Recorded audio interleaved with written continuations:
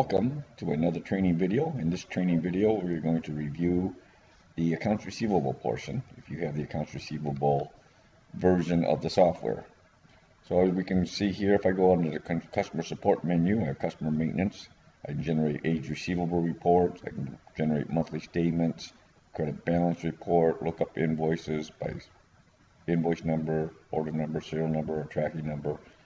A lot of features that are turned on when I enable the professional version, which includes accounts receivable of the point of sale pro management system or any of the other additions that we have. So let's go right into the sales screen here. So first thing I'm going to do is enter my ID in here, and I'm going to go right down here to customers and click on customer lookup, and I'm going to select from company. This is the company I want, so I have it automatically set to look up by company name, and when I typed in thumb, it looked by the leftmost character of this customer. With this customer I want, I can double click on this line, I can click on select, or I can just press enter and it'll default to whatever is in red on my menu button options here. So if I click on select, it's going to just let me know that this customer has a $22.66 credit, which is also reflected over here. Shows what their balance is, shows what their accounts receivable limit is, and their credit balance, what price level he's at, if he gets any additional discounts. All this can be defined in the customer record. So let's go right to the inventory lookup here, and I'm going to select an item. I'm not going to do a lookup, I'm just going to select this Macallan 21st year edition $770 bottle of liquor, and I'm going to go ahead and select this. So you're telling me the required minimum age, so I could scan their driver's license. I could say the customer's over 27. I could just enter into just the year, or I could enter the year and month, or I could enter the month, date, and year. But if this is telling me that legal age is required by December 6th of 1997, so if I put in here 1995, it's going to tell me that their current age is 22 based on year of birth being 1995. Now it's going to show me here what the tax is, what the subtotal is. Total $816.20.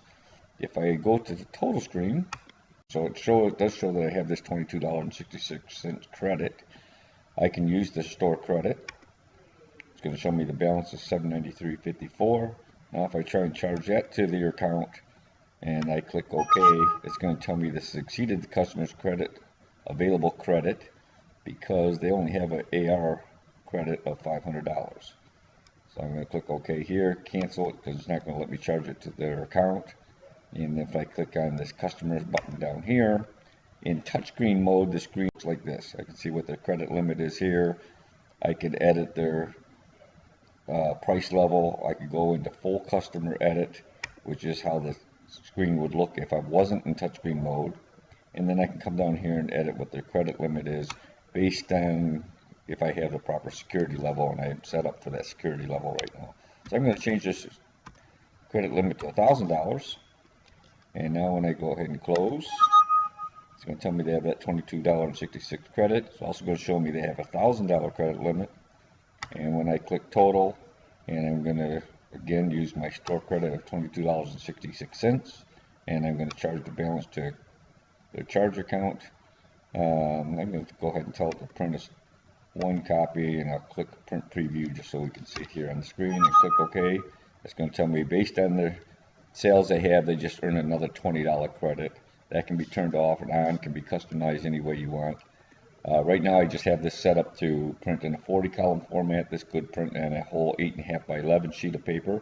But here we can tell who the company is, the date, time, that was the transaction done, who it was done by, which register it was done, what they purchased, $770 tax, total was $816. They used $22.66 for the store credit. They charged a balance of $793.54 to their account. The remaining credit they have is $20. They earned $20. They've also earned 302.96 points towards their next purchase. This is going to show me down here if I had to return something, they brought the receipt back, I could just scan this barcode or pull up this invoice to see what they paid for these items previously. This shows me their legal age is 22 because I didn't select that they're over 27, and that this was the customer's copy. I'm not going to print a copy, so I'm just going to cancel all this. and then I can just click on here, screen, and just go into the next transaction. So I have several options here. If I click on the customer button and type in thumb again for the name of the company, it's going to go to this thumb company. I can select this customer. Again, they have a $20 credit. And if I come down here and click on my options button, I can see one of my options is post payments. Again, many of these can be password protected, but if I click post payments, or I was just to type PP down here in the bottom left corner, which is the hotkey for post payments, and it takes me right into the payment screen. So I can see that they have a open invoice of $13.74. That's all. These are all current, nothing over 30, 60, or 90. And they have this open invoice of $816.20. $22.60 was applied. That was the store credit, and the balance due is $793.54. So if I wanted to make this pay on this account, I could come in here and say they're paying this one and they're paying this one, or I could say select all or unselect all. If I select all, it's going to show down here, this is $807.28. That should match the amount of the payment if I received a check in the mail. If they're paying this one and on this one they're only paying $500, I could just type that amount in. Now my amount's going to be $513.74. I could view previous checks they've written. This is a check that they've also written to pay off an invoice. I could look at their history by clicking this view history button. Here's that transaction we did. Here's the previous transaction. Here's the payment they made for that $391.98 on that with that check. And these are the invoices that it was applied to and how much for each of the invoices. I could reprint this invoice while I'm here. If I need to reprint the selected invoice, I could click this preview button and then print selected invoice and it'll preview it on the screen. I can email this selected invoice to the customer. So look, many things I can do here, and pretty much everything is self-explanatory. Let me close here. I could also print a statement for this customer right from this payment screen. So if I click print a statement, it's going to print a statement to them. I'll say number of copies. Let's just go ahead and preview this, get an idea of how this statement's going to look for this customer. And we'll select that as the printer. And here would be their statement. Statement date, total amount due, open invoices. This one was partial paid, $22.60. And if I scroll down to the bottom, it's going to show current, which show over $30.60.90 and the total amount due. Just close that screen up. So let's go ahead and make a payment on this account. Well, let me review one more thing before I say I'm just going to pay partial. Let's say the customer just sent me a check for $600 and they didn't say which invoices they were applying it to. I could come down here and click on the auto post button. Say they gave us $600. Apply it to invoices. $13.74 here. $586.26. It's going to show the total post of the $600, and their balance would be $207.28. If that was correct, I would click on post and save, and it would ask me for the check number and the date that that payment was applied. I'm going to cancel this, and we're going to go back to post payments again. And again, I can click on options or just PP for post payments. So this time we're just going to apply $13.74 here, and let's say they only paid $200 on this one. So now it's going to show $213.74. I could click on post and save. Post payments now, yes. They sent a check in the mail, and I'm going to select today's date. I could select yesterday's date or the day before, whatever I wanted if I didn't get a chance to post it yet. So let's put it on the 4th. Here's going to show the check number. Let's say this is check number 12345. I could view other checks they've written to make sure I didn't have it posted, although it would let me know if I'm using that same check number.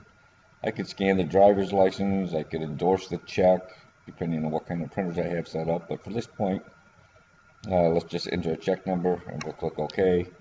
It's going to ask me if I want to print a payment receipt. I can say no. If the customer wanted a receipt, I could say yes. I'm just going to print one copy, and then this would just be a payment receipt that would print out on the printer.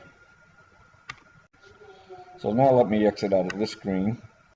So everything we just did there, I could also do by going to customer support and selecting customer maintenance, or just click on this customer button, which you do the same thing. And I can then look up this customer. I have it set to default to automatically look up by company name. I could have it set up to look up by their name, phone number, address, email address, driver's license number.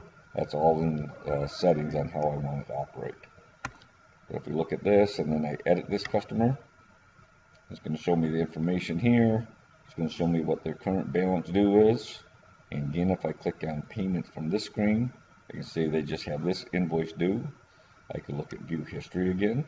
And if I click down here, it'll show me this transaction that I posted on the 4th, because I selected that date as the payment date, which invoices it was paid, and how much was applied to each invoice. I could also look at their sales history by item. I could look at shipping information, how this invoice was shipped.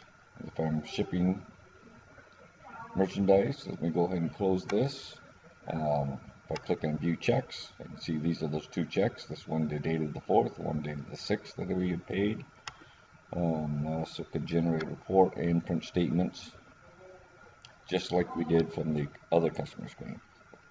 Okay, so we could also review enter an adjustment on the customer's account. So I'm going to enter my initials. I'm just going to type in this was a credit.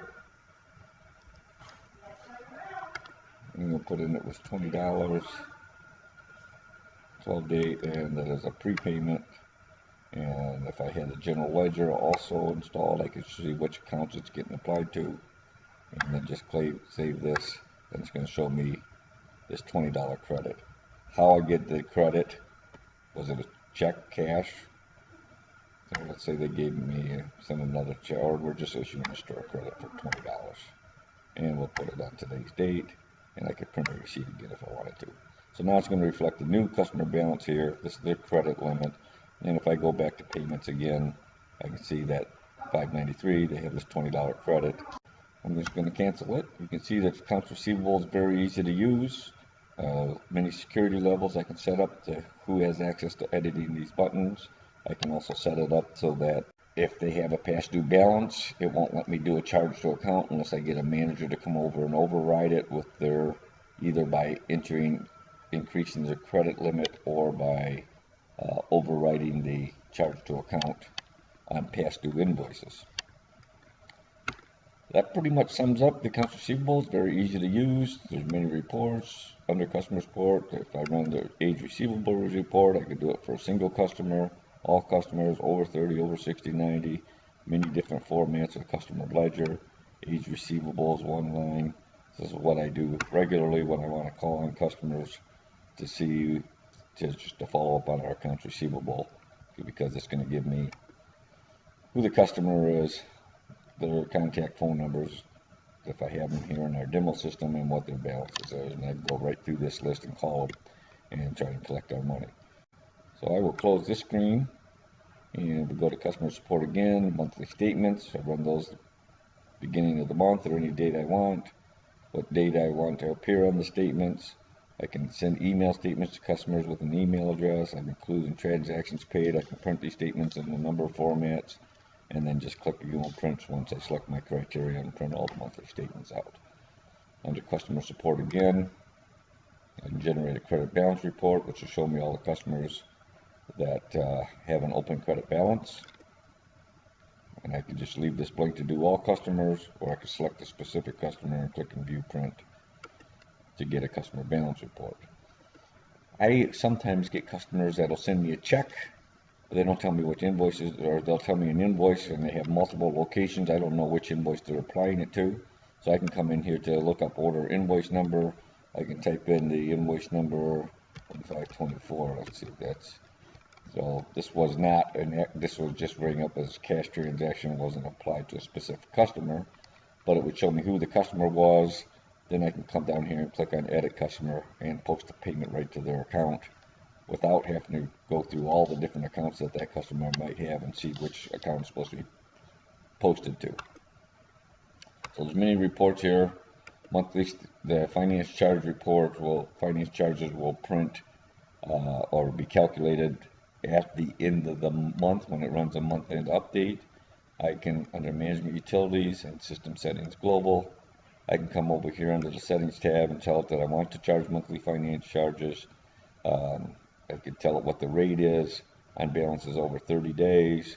Do I want to age the invoices by month or based on due date? If there's a minimum finance charge amount, what that minimum finance charge amount would be, and when I'm adding a new customer, what's the default terms I'm going to add in for that customer, and then I can go in there and select net 30 days or whatever and give them to that customer once I've gotten a credit approval on them.